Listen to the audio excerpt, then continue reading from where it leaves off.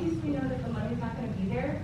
So why don't we just save all the energy and just stop this madness?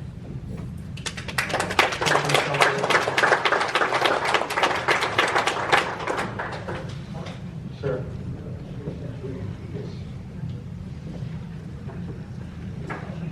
So I am your county attorney. I'm not Atascosa County attorney. I am the taxpayer's attorney. I represent the county, which is also your county. So I'm always Elise, and I come to you from the perspective of having been a city attorney as well as a county attorney. And legally, we do not have statutory authority as a county to implement a moratorium on development. Cities do. Cities do have that ability. It's very limited, and there's a very structured process for a city to go through to have a 90-day, then 180 days, and then they have to wait 2 years to do it again. We don't have that. Hill County commissioners were sued, and they did withdraw the moratorium because they were outside of the statute. And when government officials act outside of the statutory authority, they're exposing themselves to personal liability, which I have explained to all of our commissioners they would be doing if we enacted or tried to enact a moratorium, which is not provided for in the statutory authority we have right now. Your information that you gave, I'm not a numbers person, I'm a words person. I went to St. Mary's, not Harvard. So I'm just going to let you know from the perspective of Texas law, we follow what laws we have available to us to regulate based on public health, safety, and welfare, and that's what we do every day. What we have available to us is very limited because we are a property rights state. Texas values property owners' right to develop the way they want to develop, to bring enterprise here and to have business operate legally, but to attract all kinds of business. And so we are limited in our capacity to regulate things. That is the sad part. But that is our state. That is what we vote for. So when you vote for Peter Flores and you vote for Don McLaughlin, they're your voice. If you don't want that, you need to contact them, because they're about to head into a legislative session in January, and they are already working on the bills to introduce that are important to you. The things that you're requesting are important, but we, as a county government, can't make those changes. We are limited to what they say we have available to us under the Texas Constitution and the laws and the statute of the state of Texas. So they can help us, and they do help us. Both of them do help us. But we have to tell them what we need, and they have to be able to get it through the legislative session. And we all know how that works, right? Making the sausage, we don't want to see that either. But we want it on the other side to make sure we get what we need. So I'm telling you, use the tools. That's why we're here, because they want to answer the questions. I want to answer the questions because we're paid with your money. I mean, that's not lost on us. But we are doing our due diligence as economic and project manager and commissioners to meet with businesses that want to come here and then legally develop. What are the risks to our water? What are the risks to our air? What are the risks to our electric and our light? I live in the country. I don't want to live in a subdivision because I don't want somebody right next to me. If I want to go out and take my trash out in my pajamas, that's what I want to do. So that's why I live in the country. So if you have a data center right behind your house and you live in the country, that's because you live in a property rights state. I'm sorry. Everybody wants those property rights until somebody wants to build a junkyard next to you. Then you don't want that person to have the same rights that you have. RV parks, even before it came, we had man camps, we had RV parks, mobile home parks. You know, there's a purpose for all of them, but we just don't want it right next to us, right? So we do what we can as a county. Our rural development department does what they can, fire marshal, emergency management. We work within the authority we have. And if there's some that we don't, then we ask them to please help told us to get it. But those are policy decisions made at the state level. You need to contact Governor Abbott, because he has mentioned this recently as something he wants to address in the legislative session. That's when you come in, because you vote. They listen to you. So that's what we're trying to say is we will do what we can here, but you gotta go to the next level too. And we're just here to try and provide you information that we have right now. Tomorrow, if somebody buys a piece of land, we don't have control over that. But when they come to us, we do. And so tax abatements and pilot agreements, those are tools that the legislature has given us to regulate people who don't have statutory authority to regulate. What can you do with the contract agreement with the developer? You can set the terms. You can say you're gonna do this for the sound, you're gonna do this for the light, you're gonna do all of these things if you want anything from us. And that's what tools we have. Now, should they get a tax abatement? They're not asking for them, guys. They're not worried about paying the taxes. They'll pay them. It's us trying to use the tools we have. And with the judge's permission, I would like to ask if Councilmember Emery can jump into the ring with me here for the end. Okay. I think it might answer a bunch of questions. I used to be the city attorney for Lytle, and there is a data center out there. So he does have good information for us on the pros and cons. And I would just like him to be able to present that at some point. Yes. I want to add what Mike said, one thing. And the data centers that have contacted me or have come to see us or come through the door, their big issue is they want land, not for water. They want land to have a buffer so they can get inside the internal part of it, stay away from the neighbors. That's what they've been telling me, and that's what I have to believe. If they're lying to me, they're lying to me.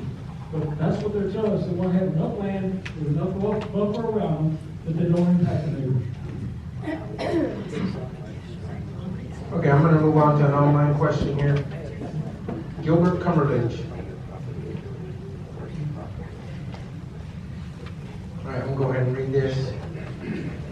This question is, I'm writing to formally voice my opposition to any proposed data centers or BESS projects. As a resident of Atascosa County, I am deeply concerned that our local public safety infrastructure is completely inadequate to handle these unique, high-risk fire emergencies. We do not have the manpower, resources, training, or expertise to respond to them safely.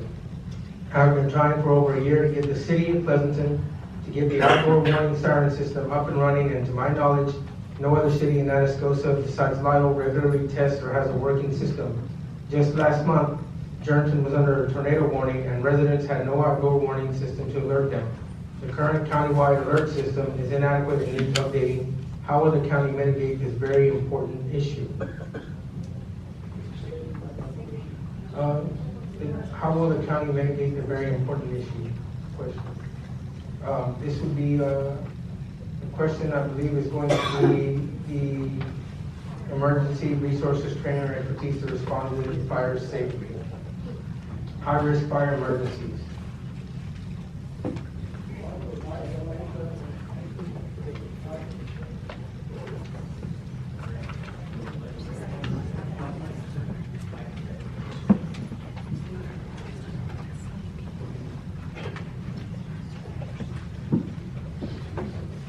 Mike Conser, our management coordinator. Thank you. This is real easy in terms of the public warning system. Mr. Humledge does bring up a good point. A lot of our siren notification systems in the county they're owned by the respective city or the volunteer fire department where these sirens are located at. In terms of what the county does, the county will use a system where I can push notification to your phone, whether you subscribe to our warning alert system or not.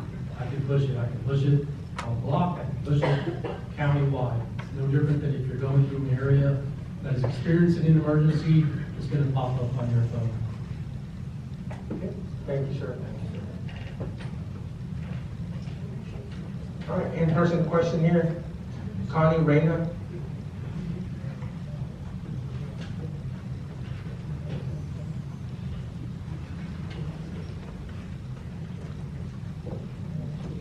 Thank you, Ms. Reyna. If you would just put it a little close up to your mouth. My question has to do with the water waste, because I understand that the equipment uses an awful lot of water. And I also understand from the little research that I did that there is also some chemicals that are involved to prevent like algae and bacteria. And what I want to know is, how is this water disposed? Would any of that, like go into our river? Would any of that harm the land agricultural produce that we have? Or would it harm the wild animals? Basically, that's what my main concern is, and I want to make sure that we do have a safe environment. I know there's food and bed and everything, Yes, ma'am. but when you have water waste like that, and you know that if you put water, warm water into the river or anything like that, that's going to affect the fish, and it's going to affect the birds and all the wildlife, okay? And I feel like we need to prevent that. We have a beautiful town, we have a beautiful wildlife, we have a beautiful river, and it's important that we maintain that, especially also with the agriculture.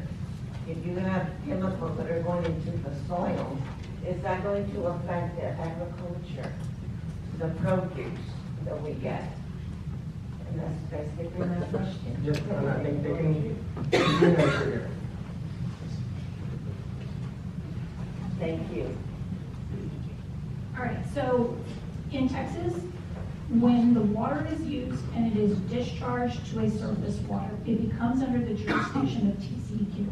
So not to pile on with Judge Good, but that's TCEQ. They've got to obtain a Texas Pollutant Discharge Elimination System, also called a TEPDES permit. Those permits will go up for public comment and are posted with TCEQ, and the public has an opportunity to let the TCEQ commissioners know what their feelings are on that permit. So that's TCEQ's jurisdiction. Same ones that aren't here tonight? Yes. Yes, sir. Just wanted to make sure we had the same people. Okay. Sorry.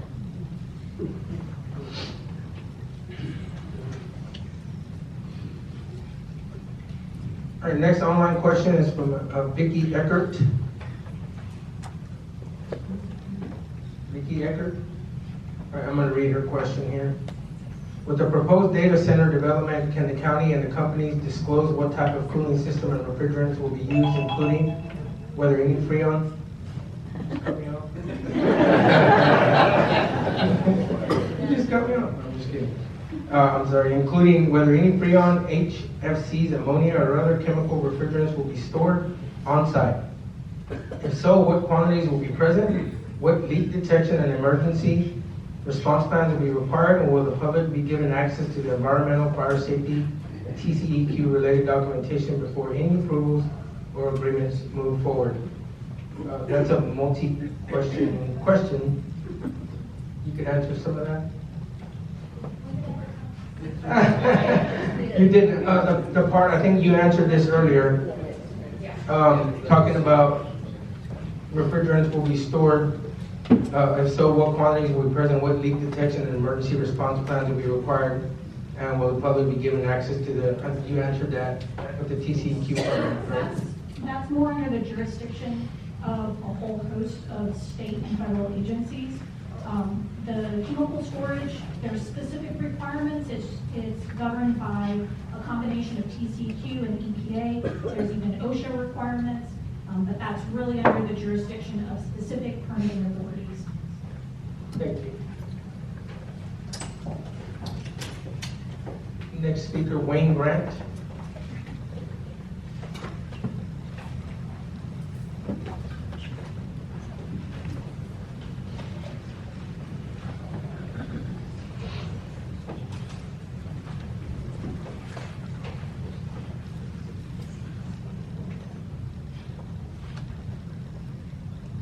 Hello, Mr. Grant.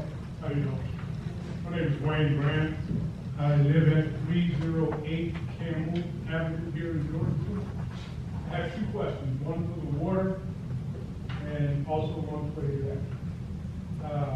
When the county water gets low and people are having to ration water, so I believe with all the water they would use on the county, would the data center be under the same guideline as the citizens as far as rationing water?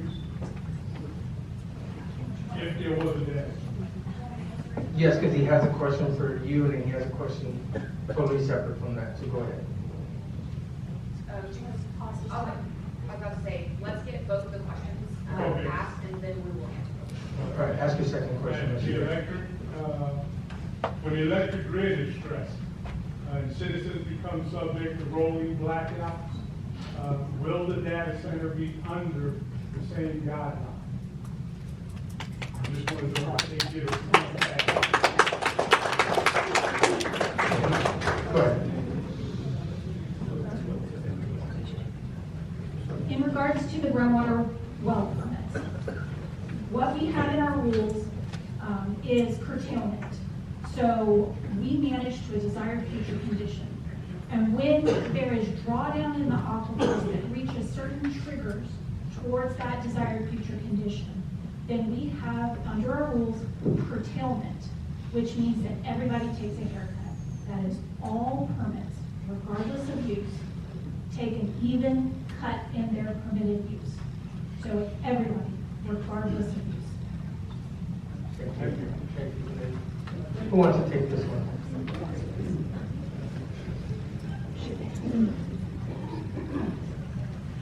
Thank you. I'm Dale Fowler with American Electric Power, AV Texas. Kearns Electric Co-op also. Let me just speak on AV behalf first. Understand that our primary concern is to build safe and reliable infrastructure. AV Texas is a widely company, transmission and distribution company. We have actually an obligation to serve indiscriminately based on those projects that have gone through the PUC process, Public Utility Commission of Texas, and the ERCOT planning process. So with respect to rolling blackouts or what have you, that becomes a decision of ERCOT when and who would have to be experience rolling blackouts under those certain circumstances. Now, I might add, if the data centers were to bring their own generation or a portion of their own generation, and if the system is upgraded to handle their new load, then there's the potential for actually a more robust system in the area because of the infrastructure that's built on behalf of the data center. Something to think about. Eric Hoffman with Kearns Electric, so we fall under the same statutory requirement, have an obligation to serve. That's a great question, and it's a concern that was brought up within the state, and it is currently being looked at and addressed as part of the Senate Bill 6 that was passed legislative session. And there are different types of data centers, different types of loads, and they may have different types of load curtailments and flexibility that they can do. If they are flexible, as pointed out, that could provide resiliency within the community when it comes to curtailments. A good example of that would be in the Belts area. I understand there's a large load there that they were able to curtail, and that allowed the rest of the citizens on that system to not have to have one blackout. So that's really a non-answer to the question. There's a lot of information that goes into it, and there's a lot of information we know before we know the exact answer to that question, how each data center will, what their role will be within the rolling blackouts, which is governed by ERCOT and their direction to the transmission service providers. One more thing to add, as you mentioned, Senate Bill 6, it's very important legislation that deals specifically with large loads, and the bill defines those, and ERCOT defines those as loads over 75 megawatts. It's worth noting that your representative, your senator, were very instrumental in getting that legislation passed, and we're currently going through the rulemaking to make sure we understand how all of that's going to shake out. Thank you. Thank you very much. Thank you, Mr. Grant. Thank you. The next online question is submitted by Jamie Pollock. avoid this. Knowing we are already facing a looming water shortage, how is our water and other resources being protected when an industry threatens them? How are our rights to clean water, peace and quiet, clean air, safety for the community, and the wildlife being upheld when decisions are not being posed to the community?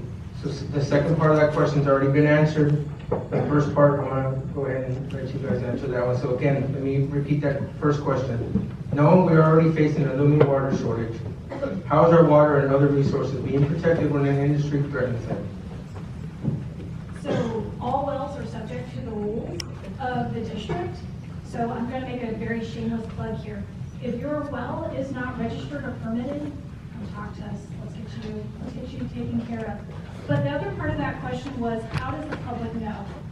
I'm also going to give a shameless plug here. We're currently in an open comment period for our desired future conditions.